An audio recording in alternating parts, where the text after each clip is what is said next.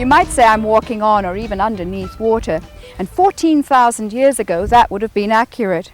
Because at that time this whole region was covered by the world's largest freshwater lake, Lake Agassiz. It was formed by the glaciers as they retreated. Well, the main lake dried up about 8,000 or 9,000 years ago, but it left a legacy of smaller lakes, including Lake Winnipeg, and an incredibly rich and fertile soil, the prairies. Besides farming country, Manitoba offers a kaleidoscope of landscapes, from inland seas and ancient waterways to untouched forests and Arctic tundra. And there's an interesting cityscape too. Manitoba's capital city, Winnipeg, has been a meeting place for over 6,000 years. Native people once hunted and fished on this land, and explorers and traders also have a history here. It's been called an old city in a new country, and much of the late 19th century architecture is still standing. All transportation, trade and immigration passed through Winnipeg, so it saw for itself a future as the Chicago of the North. In the 1880s, land at the corner of Portage and Main were fetching the same prices that a square foot of land were costing in New York City.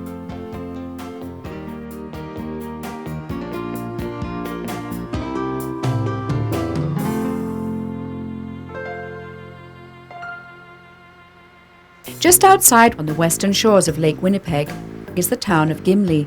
Every summer on the first weekend of August, this colourful community celebrates an Icelandic festival, complete with Viking helmets and traditional games. Why Iceland? Well, about 125 years ago there was a massive influx of Icelanders to this part of Canada. They left their homes when a volcano erupted, destroying their farms. The first Icelanders came here to settle as colonists in 1875.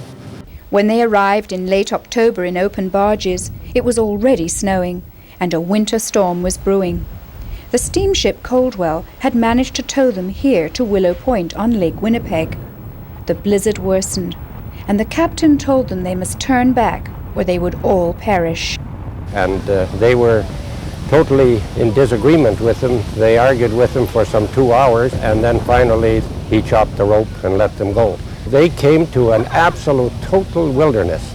There was nothing but trees and swamp. Despite the adverse conditions, they survived. And today's Íslendingadagurinn is an annual event celebrating the strength and character of those early pioneers. But if you're more into ecological conservation, head north of Winnipeg to Oak Hammock Marsh. It's a restored wetland ecosystem, where you'll find some of the last remaining tall grass prairie patches in Canada.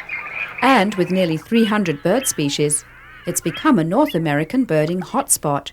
Many species come through and are just occasionally spotted, so the number varies from about 260 species up to 280 species just of birds.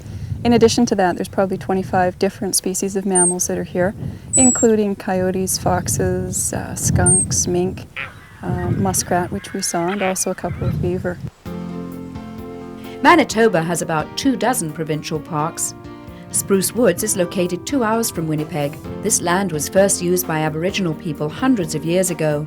Today its visitors come not for the fur trade, but rather the huge sand dunes. The Spirit Sands, they were first formed about 18,000 years ago when the river draining into glacial Lake Agassiz left the deposits of sand, and then as the lake receded, the sands was still well above the surrounding water, and it first began getting colonized by plants such as spruce and tamarack and then grasses.